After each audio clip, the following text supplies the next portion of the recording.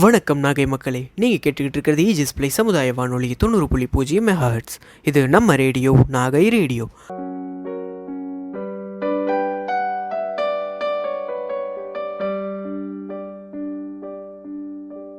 நான் உங்கள் ஆர்ஜே பிரிட்டோ. இது பொதுமக்கள் நேரலை நிகழ்ச்சி. சென்ற பொதுமக்கள் நேரலை நிகழ்ச்சியில் பசுமை சிறுவர்கள் அமைப்பின் தலைவர் ராஜசரவணன் அவர்களுடைய நேர்காணல் தான் பார்த்துக்கிட்டு இருந்தோம். இந்த பதிவில் அதன் தொடர்ச்சியை பார்க்கலாம் வாங்க. அதாவது அந்த காலத்தில் நீங்கள்லாம் சின்ன பிள்ளையாக இருக்கும்போது மளிகை கடையில் போய் ஜாமான் வாங்கியிருப்பீங்க. இப்போ பார்த்தீங்கன்னா சுருள் போட்டு கொடுப்பாங்க, பேப்பரில் சுருள் போட்டு கொடுப்பாங்க. சுருள் போட்டு கொடுத்துட்டு அது பண்ணுவாங்க. இப்போ என்னென்னா அவங்க எடுத்து கையால் எல்லாமே மூட்டையில் இருக்கும். இப்போ நீங்கள் என்ன கேட்குறீங்களோ சணல் சாக்கில் இருக்கும், அதை எடுத்து போடுவாங்க. அதில் 2 பருக்கை கீழே சிந்தும், ஒரு துவரம்பருப்பு இல்லை ஏதோ சம்திங் அரிசி அதெல்லாம் கீழே சிந்தும். நைட்டு கடை பூட்டும் போது எல்லாத்தையும் கூட்டி வெளில தள்ளிட்டு கடையை பூட்டிட்டு போயிடுவாங்க. காலையில் 5:30 மணிலேருந்து 6 மணிக்குள்ள அது யார் சாப்பிடணும்? குருவிகள் தான் சாப்பிடும். இப்போ சணல் சாக்குகள் இருந்தது, அதுலேருந்து இந்த சணல் சாக்கு நார்களை எடுத்து கொண்டு போய் வச்சு கொடுக்கட்டும். இப்போ என்ன பண்ணிடுச்சு அப்படின்னாக்கா, நகரமயமாதலில் ஓட்டு வீடுகள் இல்லை, கூரை வீடுகள் இல்லை, சணல் சாக்குகள் இல்லை. அதே மாதிரி அந்த குருவிகள் தங்கக்கூடிய விஷயங்கள், உண்ணக்கூடிய விஷயங்கள் எதுவுமே கிடைக்காம போயிடுச்சு. மிஷின் பேக்கேஜ் ஒரு ஏஜென்சி என்ன பண்ணுறாங்கன்னா, அதை பாலித்தீன் கவரில் பேக் பண்ணி மொத்தமாக கொண்டு வந்து கொடுத்துட்றாங்க. அதை நம்ம ஒரு சூப்பர் மார்க்கெட்டில் மொத்தம் வாங்கிட்டோம். அப்போ அதுங்களுக்கான உணவிட பற்றாக்குறை. இதோட ரசாயன உரக்கலப்பு, வயல்களுக்கு ரசாயன உரங்கள் தெளிச்சிடும். தெளிக்கும் போது அந்த கதிரில் உள்ள அந்த ஒரு வெட்டிக்கிளியோ புழு பூச்சிகள் ரசாயன உரத்தால் கொல்லப்படுது. அப்போ அந்த ரசாயனம் தெளிக்கப்பட்ட அந்த பூச்சிகளை போய் குருவிகள் சாப்பிடும்போது அந்த குருவி இனங்கள் குறைய ஆரம்பிச்சிடும். இதை நம்ம ஆழ்ந்து செஞ்சோன்னா பெரிய விஷயம். பட் ஆனால் என்னென்னா, இவ்வளோ பெரிய விஷயத்த நம்மளால் செய்ய முடியுமாங்கிறது தெரியாது. பட் ஆனால் நம்ம ஒரு விஷயத்த முன்னெடுக்கலாம். நம்மளும் பேசிகிட்டே போகாமல் ஏதோ ஒரு விஷயத்த நம்ம முன்னெடுக்கலாம். அதை எப்படி முன்னெடுக்கிறது அப்படிங்கும்போது, சரி, அந்த சிட்டுக்குருவிகளோட லைஃப் ஸ்டைல் என்னென்னு பார்த்தோம்னா, அதுங்க நம்ம கூட சேர்ந்து இருக்கும். எல்லாருமே அந்த பறவை காதலர்கள், பறவை இயற்கை ஆர்வலர்கள்லாம் பார்த்திங்கன்னா, அந்த ஐயோ பாவம் சிட்டுக்குருவின்னு சொல்லி வீட்டில் ஒரு டப்பா கட்டி தொங்க விட்டுருப்பாங்க. பிளாஸ்டிக் டப்பா, அட்டை டப்பா, அதில் ஒரு ஓட்டை போட்டு வச்சுருப்பாங்க. அப்போ அந்த ஓட்டை போட்ட டப்பாவை நோக்கி அந்த குருவிகள் அதுங்க அதில் ஒரு முட்டையிட்டு குஞ்சு பறித்து கூட்டில் எப்போதும் தங்காது. அதோட இனப்பெருக்க காலத்தில் அந்த சிட்டுக்குருவிகள் தினம் கொண்டாடுறோம் இல்லையா, அதுலேருந்து அதோட இனப்பெருக்க காலம் தொடங்கும். அது அதோட வாழ்வியை பார்த்திங்கன்னா ரொம்ப அழகாக இருக்கும்.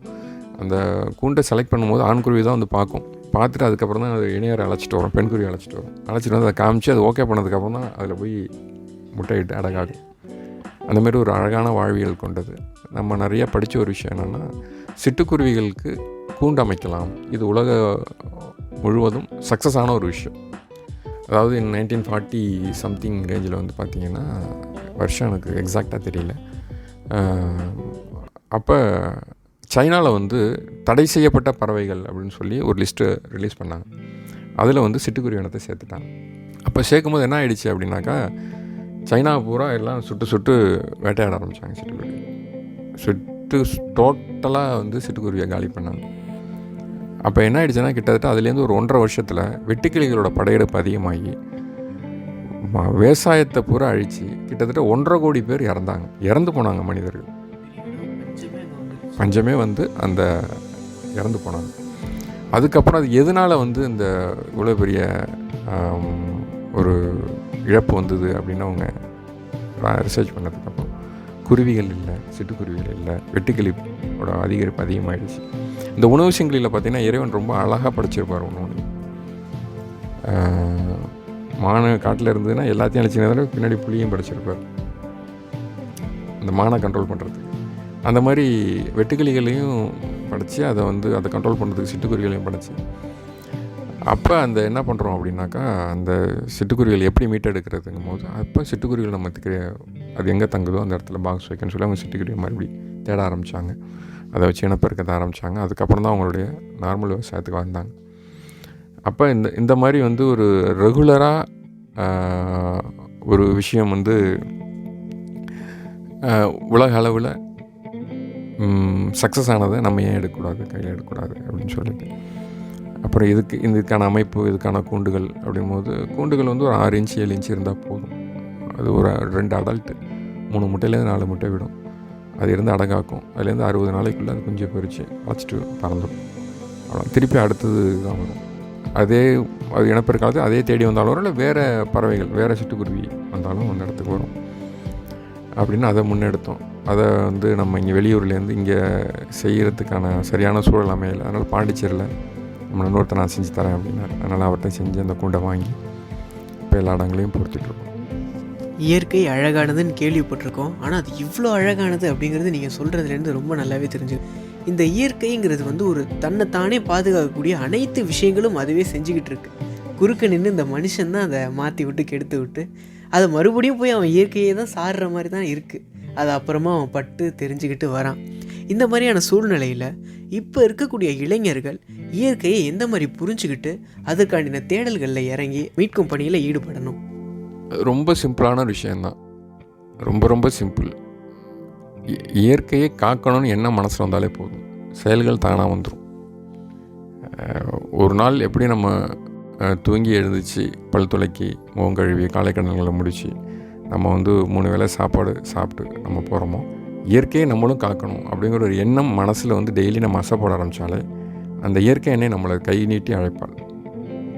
அப்போ ஒவ்வொரு விஷயங்களும் தானாக நடக்கும். நம்ம இதுக்காக பெரிய எஃபர்ட் பண்ணல, எண்ணங்கள் எண்ண அலைகள் வந்து நமக்கு ஒரு பாசிட்டிவ் ஒரு விஷயம், நல்ல விஷயத்தை நம்மளோட சேர்த்து கேதர் பண்ணும். இயற்கை எண்ணெயை மனசார நினச்சோம்னா போதும். நம்ம வந்து உனக்கு ஏதாச்சும் எங்களால் செய்யணும் அப்படிங்கிற ஒரு எண்ணம் மனசில் வந்துச்சுன்னா அதுக்கான தேடல்கள் தானாக வரும், அதுக்கான சொல்யூஷனும் தானாக வரும். இந்த விஷயங்கள் வந்து இயற்கை எண்ணெய் நமக்கு அற்புதமாக வடிவமைச்சு வச்சுருக்காங்க. நம்ம இயற்கையோடு நம்ம மனசு கலந்தால் போதும், நிச்சயம் வந்து அதோட தேடல் வரும். இரண்டாவது வந்து சின்ன சின்ன விஷயங்களை முன்னெடுக்கலாம். அதாவது இப்போ தப்பாக நினச்சிக்கிட்டு உங்கள் வயசு என்ன? 21. இந்த வருஷத்தில் நீங்கள் 21 மரங்கள் நட்டாங்க. இந்த வருஷம் இல்லை, உங்கள் லைஃப் லாங் நீங்கள் இது பண்ணுறதாவே போதும். அவங்கவுங்க வயசுக்குள்ள மரத்தை எங்கேயோ நட்டு வளர்த்தணும். வளர்க்க முடியலன்னா வளர்க்குறவங்கள்ட்ட கொடுத்துருக்கணும். அதை பண்ணினீங்கன்னா போதும். சாதாரணமாக இப்போ நான் பண்ண டவுனில் எவ்வளோ பேர் இருப்பாங்க? ஒரு 2 லட்சம். உதாரணத்துக்கு இப்போ வந்து உதாரணத்துக்கு ஒரு 1 லட்சம் பேர் நாகப்பட்டினம் சட்டமன்ற தொகுதியில் ஒரு 1 லட்சம் பேர் உதாரணத்துக்கு சொல்கிறேன். இதில் 50% மக்கள் அவங்கவுங்க பிறந்தநாள் ஆவரேஜ் நீங்கள் எடுத்துட்டீங்க அப்படின்னா 40 வயசு வச்சுங்க. அந்த 40 வயசுக்கு 40 மரம், 50,000 பேர் 40,000 மரம் வச்சாங்கன்னா கிட்டத்தட்ட 20 லட்சம் மரங்கன்றுகள் நடலாம். அப்போ என்னன்னா மரங்கள் தானாக உற்பத்தி ஆகும். மரங்கள் வந்து ஒரு தடவை நீங்கள் மரங்களை உருவாக்கிட்டீங்கன்னா அதுக்கப்புறம் அவங்களே அவங்களை பெருக்கிப்பாங்க. இதில் ரொம்ப அப்படியே கோத்து தான் இருக்கும் இயற்கை அப்படிங்கிறது, பின்னி பிணைஞ்சு இருக்கும். இப்போ துக்கணாங்குருவி எடுத்துக்கிட்டிங்கன்னா அது அற்புதமான ஒரு வாழ்வியல். எவ்வளோ பெரிய பிஹெச்டி பண்ணவங்களாலையும் அதோட கூண்டை கட்ட முடியாது துக்கணாங்குருவி. காகத்துக்கிட்ட நம்ம நிறையா விஷயங்கள் எடுத்துக்கலாம். நம்ம நிலந்தோறும் பார்க்கக்கூடிய காகம் காலையிலையும் சாயந்தரம் குளிச்சுட்டு தான் கூட்டுக்கு போகும். அந்தமாரி தன் இணையோடு சேர்றது வந்து யாருக்கும் தெரியாமல் சேரும். அந்தமாரி ஒவ்வொன்றுட்டையும் ஒரு அற்புதமான குணங்கள் இருக்கும். அது ஒன்றையும் நம்ம கூடி தான் வாழும். அதே மாதிரி அந்த ஒரு காகம் இறந்துருச்சுன்னா எல்லா காகமும் ஒன்றா சேர்ந்து அதுக்கான ஒரு அஞ்சலியை செலுத்தும், பார்த்துருப்பீங்க. அந்த மாதிரி இயற்கையில் பார்த்திங்கன்னா எல்லாமே ஒன்று இருக்கும். அதே மாதிரி தான் நமக்கு அற்புதமான விஷயங்கள் பறவைகளும்.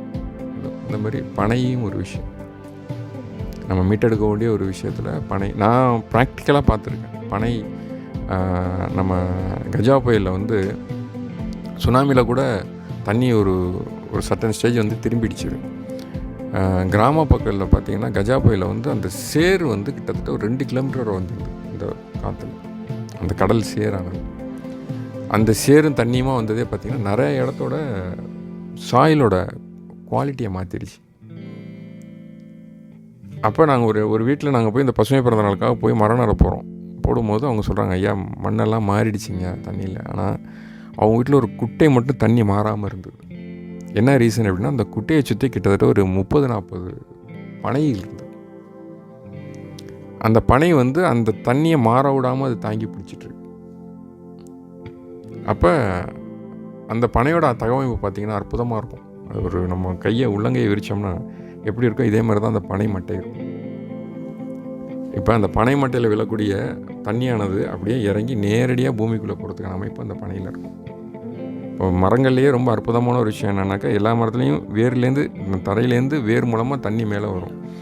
இதில் வந்து 2 விதமான அமைப்பு இருக்கும். ஒன்று தரையிலேருந்து மேலே வரத்துக்கும், மேலேருந்து தண்ணி கீழே போகிறதுக்கும் 2 அமைப்பும் அதில் இருக்கும். இந்த பனையை குறுக்க பார்த்தீங்கன்னாக்கா உள்ளே வந்து இந்த இது மாதிரி இருக்கும், சோறு மாதிரி உள்ளுக்குள்ளே கூடாக இருக்கும். அந்த கூடு வழியே தண்ணி உள்ளே இருக்கும். தூக்கணாங்குருவிகளுக்கு இது எல்லாமே வந்து ரொம்ப ஒரு புகலிடம் கொடுக்கக்கூடியது. பனைக்கும் மனிதனுக்கும் நிறைய ரிலேஷன்ஷிப் இருக்குது. நாங்கள் வாழ்த்தும் போது கூட பனையாண்டு வாழ்க அப்படின்னு ஒரு வார்த்தையை பயன்படுத்துவோம். என்னென்னா 100 வருஷம் வாழ்கிறதோட 20 வருஷம் சேர்த்துக்க. ஒரு பனைக்கு வயது 120 வருடம். அதான் மனிதனுக்கும் பனைக்கும் உள்ள ஒரு ரிலேஷன்ஷிப் பார்த்திங்கன்னா, மனிதனுடைய இப்போ ஏஜ், மெச்சூரிட்டி ஏஜ், அதாவது வயது வந்தோர் அப்படிங்கிறது 18 வயசு. அந்த காலத்தில் வந்து பெண்கள் பூப்பெய்துறதுன்னு பார்த்திங்கன்னா அந்த 15லேருந்து 18 வயசுக்குள்ளே தான் இருப்பாங்க. நல்ல ஆரோக்கியமான உணவு எடுக்கும்போது. ஒரு பனைக்கும் பூப்பெய்தும் வயசு அப்படிங்கிறது 15லேருந்து 18.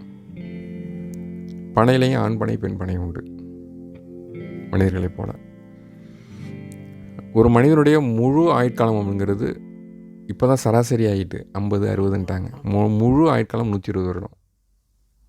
அதேமாதிரி பனையோட முழு ஆயுட்காலமும் 120 வருடம். அதேமாதிரி ஒன்று நம்மளுடைய தொடர்புலேயே இருக்கும். இயற்கை பார்த்திங்கன்னா நமக்கு நிறைய பாடங்கள் சொல்லிகிட்டே இருக்கும்.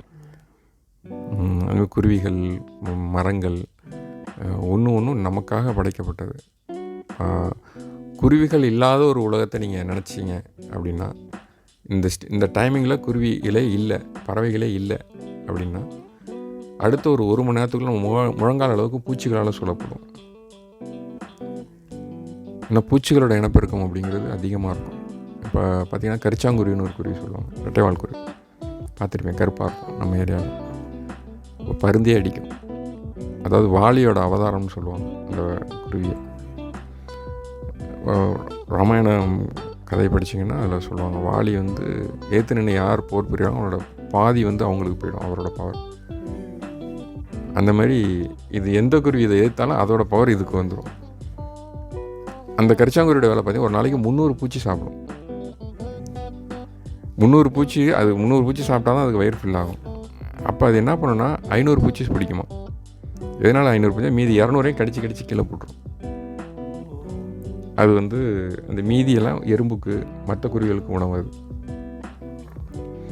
அந்தமாதிரி ஒன்றும் அடுத்தவங்களுக்கு கொடுக்கணுங்கிற ஒரு விஷயத்த அதில் சொல்லும். அதேமாதிரி சிட்டுக்குருவிட்ட இன்னொரு அழகான ஒரு விஷயம் இருக்கும். என்னென்னா, ஒரு சிட்டுக்குருவி இருக்குது, ஒரு கூட்டில் முட்டையிடுது, குஞ்சு பொரிக்குது. தாய் தகப்பன் ரெண்டுமே வேட்டையாடப்பட்டுருது. அப்படின்னா மாற்றான் தாய் அடல்ட்டு வந்து அந்த குழந்தைங்களுக்கு உணவு கொடுக்கும். அப்போ என்னன்னா, அதுக்கு இந்த கூட்டில் உள்ள குருவிக்கு தெரியும், இந்த டைமிங்கில் நம்ம தாய் நமக்கு வந்து உணவு கொடுக்கலன்னா அது தவறிடுச்சு அப்படின்னு அதை ஐடென்டிஃபை பண்ணணும். அதோட சவுண்டு வந்து டிஃபர் ஆகுமா. அப்போ அது கத்துறது. இந்த சவுண்டை கேட்டு மற்ற பக்கத்தில் இருக்க சிட்டுக்குருவிகள் வந்து அதுக்கு ஃபீடிங் கொடுத்து அதை வளர்க்கும். எவ்வளோ ஒரு அற்புதமான ஒரு விஷயம் பார்த்தீங்களா இல்லையா. இந்த மாதிரி நம்மளே அறியாமல் நம்ம சுற்றி நிறையா இருக்குது. ஒரு பெரிய கடல், அற்புதமான ஒரு விஷயம். நீங்கள் ஆழ்ந்து போக போக ஆனந்தமாக இருக்கும் இயற்கை ஒரு விஷயம். அந்த மாதிரி குருவிகள், நீங்கள் நம்ம சுற்றி வரக்கூடிய அணில் பிள்ளை, அது பார்த்தீங்க அப்படின்னாக்கா அது குறிச்சிக்கிட்டே இருக்கணும். அது எதனால் அது குறிச்சிக்கிட்டே இருக்குன்னா, இயற்கையோட படைப்பில் பார்த்தீங்கன்னாக்கா அது குறிக்கலை அப்படின்னா அது பல்லு வளர ஆரம்பிச்சிடும். ஒரு ஸ்டேஜில் தானாகவே பல்லு வளர்ந்து சாப்பிட முடியாமல் செத்து போயிடும். அதனால் அந்த அணில் பிள்ளை பார்த்திங்கன்னா குறிச்சிக்கிட்டே இருக்கும். அதேமாரி அந்த அணில் பார்த்திங்கன்னா கிடைக்கக்கூடிய தானியங்கள், உணவுகள், நட்ஸ் எல்லாத்தையும் கொண்டு போய் சேர்த்து வச்சுக்கிட்டே இருக்கும். ஆனால் சேர்த்து வச்சு தான் மறந்துடும். அதில் வந்து 20% 30% சாப்பிடும். மீதி எல்லாமே அடுத்த அணில்களுக்கோ அடுத்த விலங்குகளுக்கோ பறவைகளுக்கோ உணவாயிடும். இல்லைன்னா அது முளைச்சி மரமாயிடும். அந்த மாதிரி இயற்கையோட ஒரு சூழல் பார்த்திங்கன்னா அப்படி அற்புதமாக இருக்கும். நம்ம எல்லாத்தையுமே அதை வீணடிச்சிட்டே இருக்கும். விட்டுருந்தோம்னா நல்லா இருக்கும். ஆமாம். அதே மாதிரி தூக்கணாங்குருவி பார்த்திங்கன்னா அது கட்டக்கூடிய கூடு ரொம்ப அற்புதமாக இருக்கும். அது ரொம்ப விரும்பி எடுத்து கட்டக்கூடிய புல்வகையில் வந்து தர்பை புல். தர்பை வந்து ரொம்ப விரும்பி எடுத்து அந்த கூடு அமைக்கும். கூடு கட்டும், குஞ்சு பொரிக்கும், அழைச்சிட்டு வெளியில் போயிடும். திருப்பி அந்த கூட்டை பயன்படுத்தாது. திருப்பி அடுத்த தடவை அது இனப்பெருக்க காலத்துக்கு புதுசாக தான் கூடு கட்டும். ஒரு தனக்குன்னு ஒரு விஷயத்தை வச்சுக்காது. நான் கூடு கட்டிட்டேன், இதில் நான் தான் இருக்கணும் அப்படின்னு வச்சுக்கேன். இந்த மாதிரி பறவைகள்கிட்ட நிறைய விஷயங்கள் நம்ம கற்றுக்கலாம். மாணவர்கள் வந்து உள்ளே வரணும். நாங்கள் கேட்குறது எல்லாமே எங்கள் கூட வாங்க, கைட் பண்ணுறோம். நிறைய நம்ம இந்த உலகத்துக்கு செய்ய வேண்டியது இருக்குது. நிறைய வனங்கள் உருவாக்கணும். இதே நாகப்பட்டினம் ஏரியாவில் நிறைய வனங்கள் இல்லை, பொலிட் ஆகிட்டே இருக்கும். இணைந்து செயல்படுவோம். எங்களுடைய பசுமைச்சர்கள் அனைத்து ஆர்வலர்கள் சார்பிலையும் உங்களுக்கு வந்து நான் அழைப்பு விடுக்கிறேன். நீங்கள் எல்லோரும் எங்கள் கூட ஜாயின் பண்ணிக்கணும். எங்களால் முடிஞ்சது எல்லாம் ஒரு பெரிய மல்டி மில்லியன் பிக் ஷாட்ஸும் கிடையாது. எல்லாமே சாதாரணமாக ஒரு 500 ஸ்டார்ட் பண்ணது. இன்றைக்கி இவ்வளோ தூரம் உங்கள்கிட்ட வந்து உட்காந்து பேசிகிட்டு இன்றைக்கி நம்ம என்ன பாக்கெட் மணி வச்சுருக்கோமோ அதில் ரைட், ஓகே, இதில் ஒரு இப்போ எனக்கெல்லாம் அப்படி என்ன ஏர்னிங் வருதோ இதில் ஒரு பர்சன்டேஜ் நம்மளுடைய இயற்கைக்கு நம்ம செஞ்சிடணும் அப்படிங்கிறது. இதனால் இது பயன் கிடைக்கும். இன்றைக்கி கிடச்சிட்டு இன்றைக்கி இதில் மாங்காய் நின்றுட்டேன், நாளைக்கு இதுலேருந்து மாங்காய் எடுத்துகிட்டு போகிறேன் விஷயம்லாம் கிடையாது. யாரோ ஒருத்தர் சாப்பிட போகிறாங்க, அது நமக்கு போதும். அவங்க அதை நினைப்பாங்கன்னு கூட நம்ம நினைக்கக்கூடாதுன்னு நினைப்போம். யாரோ ஒருத்தவங்க இன்றைக்கி ஏதோ ஒரு இடத்துக்கு போகிறோம், வெயிலில் எத்தனையோ ஒரு இடம், எத்தனை பேர் நினைக்கிறோம் இந்த மரத்தை நட்டு வச்ச புண்ணியம் யாருன்னு நினைக்கிறோம். பட் அதை என்ஜாய் பண்ணுறோம் இல்லையா? அந்தமாரி நம்ம விதைச்சிக்கிட்டே போவோம், சுற்றுச்சூழலை பாதுகாப்போம். ஐயா, நானும் இது வரைக்கும் பல நேர்காணல்களை நான் எடுத்திருக்கேன். நான் எடுத்த நேர்காணல்களே மிகவும் சிறந்த நேர்காணல், என் மனசுக்கு நெருக்கமான நேர்காணல்ங்கிறது கண்டிப்பாக இந்த நேர்காணல் தான். ஏன்னா இயற்கையே இவ்வளவு அழகானது அப்படிங்கிறது நீங்கள் சொல்ல இதை நம்ம இவ்வளோ நாள் ரசிக்காமல் விட்டுட்டோமே, இதை இவ்வளோ நாள் கவுந்து பண்ணாமல் விட்டுட்டோமேங்கிற ஒரு சில நெருடர்கள்லாம் எனக்கே ஏற்பட்டிருக்கு. இப்போ நான் இவ்வளோ நாள் ஒரு பிளாஸ்டிக் பாட்டிலை கீழே போட்டேன்னா கூட நாளைக்கு அதுலேருந்து நிறைய விஷயங்கள் பாதிக்கப்படுமே, ஒரு சின்ன பூச்சிகள் பாதிக்கப்படுமேன்ற எண்ணம் இப்போ எனக்கு வந்திருக்கு. அது மட்டும் இல்லாமல் நீங்கள் அழைத்த விடுப்பு, நீங்கள் அந்த மாதிரி பசங்களெல்லாம் நீங்கள் அழைக்கிறீங்களே, இது கண்டிப்பாக நம்ம நிலையத்திலேருந்து எல்லா மாணவர்களுக்கும் போய் சேரும். இதற்கப்புறம் இந்த நிகழ்ச்சியை கேட்டு நிறையா மாணவர்கள் உங்களோட அந்த ஸ்ரீ அரும்படை தர்ம சிந்தனை அறக்கட்டளையில் ஜாயின் பண்ணுவாங்கிறது எங்களோட தனிப்பட்ட நம்பிக்கை. எங்கள் பசங்களுமே நிறைய பேர் ஆர்வமாக இருக்காங்க, எங்கே ஒரு நல்ல அறக்கட்டளை இருக்குது நாங்கள் ஜாயின் பண்ணணும்னு சொல்லிட்டு. அந்த மாதிரியான பசங்களுக்குமே எங்களோட ஒரு சஜஷனாக இருக்கிறது இந்த ஸ்ரீ அரும்படை அறக்கட்டளை தாங்க. இந்த அறக்கட்டளை இன்னும் மென்மேலும் வளரணும், வளர்த்தி கொண்டுட்டு போய் இந்த உலகத்துக்கு என்னென்ன மாதிரியான இயற்கையிலேருந்து இடையூறுகள் வருதோ அதை மக்களுக்கு எடுத்து சொல்லி அதிலேருந்து மக்கள் தங்களை தாங்களே சரிப்படுத்திக்கிட்டு, இதற்கு முன்பு நம்ம மூதோதையர்கள் நம்ம செஞ்சு வச்சுட்டாங்க, இதை பண்ணுன்னு, அதை நாம் கடைபிடித்து வந்தாலே இவ்வளோ இன்னல்களுக்கு தேவையில்லைங்கிறத சிறப்பான ஒரு விதத்தில் நான் எடுத்து காட்டி மக்களுக்கு கொண்டு போய் சேர்க்குங்கிறது என்னோட நம்பிக்கையாக இருக்குது. இந்த மாதிரியான ஒரு நல்ல சந்திப்பு இதுக்கப்புறம் எப்போ கிடைக்கும்னு எனக்கு தெரியலை. ரொம்ப நன்றிங்கய்யா, இங்கே நிலையத்துக்கு எங்கள் அழைப்பை ஏற்று வந்து இவ்வளோ தூரம் எங்களுக்காக பேட்டி கொடுத்ததுக்கு. ரொம்ப சந்தோஷம்.